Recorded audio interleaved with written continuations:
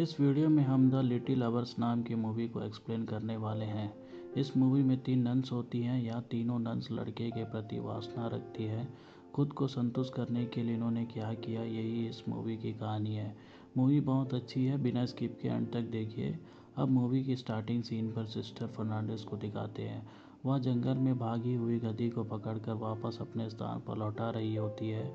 वहाँ उसे दूसरी सिस्टर जेनिवा मिलती है और जेनिवा पूछती है, कल रात को तुम कहाँ गई थी?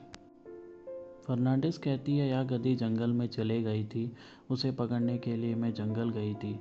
जेनिवा कहती है, अजीब है, यह गधी हर रोज़ रात में ही जंगल में क्यों जाती है? तुम भी अक्सर गायब रहती हो। इतने में चर्च में काम करने वाला एक आदमी आता है और दोनों को गुड मॉर्निंग कहता है। दोनों सिस्टर्स उसे भद्दी गालियाँ देती हैं। फिर इसी चर्च में रहने वाली अलेक्जेंड्रा को दिखाते हैं। उसे तो असल में इस चर्च में रहना पसंद ही नहीं है। वह हमेशा चाहती है कि बाहर जाकर अपनी ज़िंदगी खुशियों से बिताए। फिर अलेक्जेंड्रा से मिलने उसका पिता आता है। पिता कहता है, बेटी मैंने तुम्हारे लिए बहुत से रिश्ते देखे, लेकिन सभी शादी के लिए ज़्यादा दहेज मांग रहे हैं। अलेक्जेंड्रा कहती है, अगर आप अपनी कमाई का सारा पैसा चर्च के डोनेशन देने के बजाय मेरे लिए थोड़ा अलग रख देते तो मेरी शादी हो जाएगी ना। लेकिन उसके पिता को चर्च को दान देना बिल्कुल छोड़ना पसंद नहीं था। अगले सीन में यह तीनों सिस्टर कपड़े उठाए हुए जा रही होती हैं। तभी चर्च में काम करने वाला वही आदमी उन्हें देखकर अजीब सी मुस्कान देता है। तीनों सिस्टर उसे गालियां देकर उसी पर टूट पड़ती हैं और उसे ज़ोर से पीट देती हैं। अगले सीन में फादर थॉमस दिखते हैं, जो चर्च के कपड़े किसी दूसरी जगह ले जा रहे होते हैं। रास्ते में वही काम करने वाला आदमी आता है और कहता है, मैं इस चर्च में काम नहीं कर पा रहा हूँ।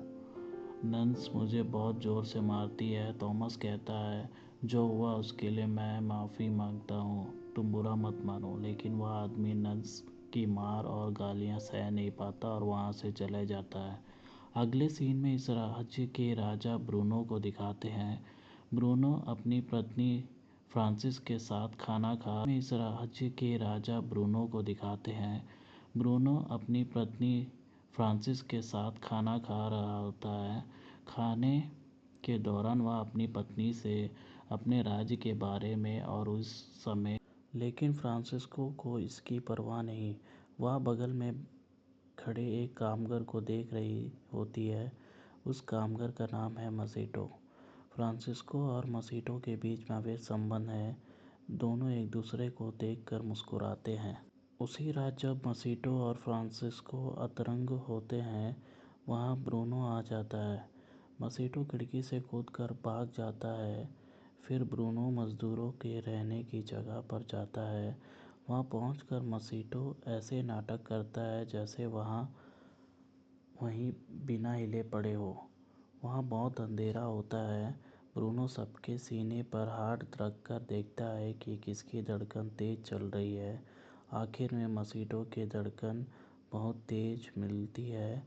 अंधेरे में चेहरे ना दिखाने पर ब्रूनो उसके बाल काट देता है और कहता है, सुबह पता कर लूँगा तुम्हें कौन हो और तुम्हारा अंत कर दूँगा।